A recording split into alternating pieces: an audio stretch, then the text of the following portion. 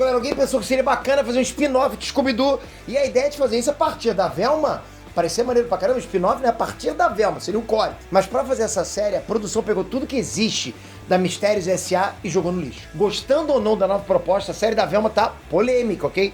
Vem comigo pra saber o que tá pegando, vamos lá.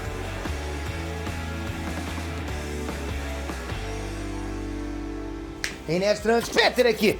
Galera, turma da Mistérios S.A. tá na cultura pop desde o final dos anos 60. Quer dizer que então são gerações e gerações daquele lance afetivo com as histórias do Scooby-Doo.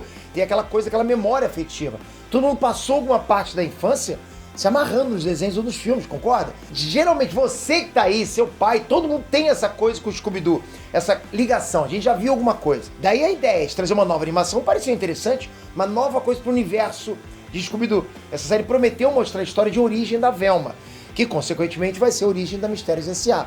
Na teoria, é bacana, concorda? Tipo, é um prequel. Fala sério, quem é que não ia querer conhecer o passado dos personagens antes deles serem os caçadores de monstros? Mas na prática, a série mal estreou e já tá sendo bombardeada. Bom, não vou nem enrolar com os números, vamos lá com os números. No Rotten Tomatoes, os críticos avaliaram com nota 55%, que já é médio pra ruim, digamos assim. Mas o público, vamos agora pro público, que é o que interessa. Galera, olha o que eu vou te falar, 7%. Eu não lembro de uma nota tão baixa. Pensa nesse cenário, a cada 100 pessoas, 7 acharam legal essa série da Velma. 93 falaram que não gostaram. Parece que tem coisa aí, não parece? E tem. E vou te explicar tudo agora, depois do teu like. Capricha no like e já comenta se assistiu, o que você achou. Mas vamos lá. Bom, para início de conversa, uma coisa é estranha. A Velma é uma série com temas adolescentes, mas com conteúdo adulto. Eu, sinceramente, não consegui entender essa escolha de narrativa. Só pra você entender o que eu tô querendo dizer, tá? Uma coisa é a gente, por exemplo, assistir Invincible, que também é uma animação, que também tem um contexto adolescente, high school, que fala de bullying, né? Que tem os personagens que não são os populares da escola, que tem a treta lá dos que não se encaixam, todos esses clichês que a gente tá acostumado. E mesmo com esse ingrediente, digamos assim, de séries teens, mais para adolescente, Invencível também é uma série de animação para adultos. Mas ela funciona. Pega isso pra você. Tem todos os elementos teens, mas vai para adulto também e funciona. Porque o background teen não é o foco. Em Invencível, os personagens têm muito mais a oferecer do que a treta de corredor de escola, aquela coisinha aquela briga interna de adolescente. Já a série da Velma mergulhou fundo nesse contexto escolar e isso tomou uma proporção gigantesca, a ponto de ficar estranho. Porque assim, vamos lá, Velma é uma série adolescente, sabe, com ritmo de série teen, essas coisas todas, com personagens teens, essas coisas todas, né? Conflitos teens. Mas ao mesmo tempo tem nudez, tem muito palavrão e várias outras coisas que a gente vê que é direcionado para adultos. Você entende? Os elementos são teens e várias outras abordagens para adultos. Tem palavrão demais. Os personagens são super sexualizados, tem piadinhas pesadas o tempo todo. Bom, eu não vou bancar o santo aqui, mas a série da Velma usa esses recursos toda hora e ficou cansativo. Mas isso é só o começo do problema. O lance é que todas as qualidades que as personagens tinham foram jogadas no ralo.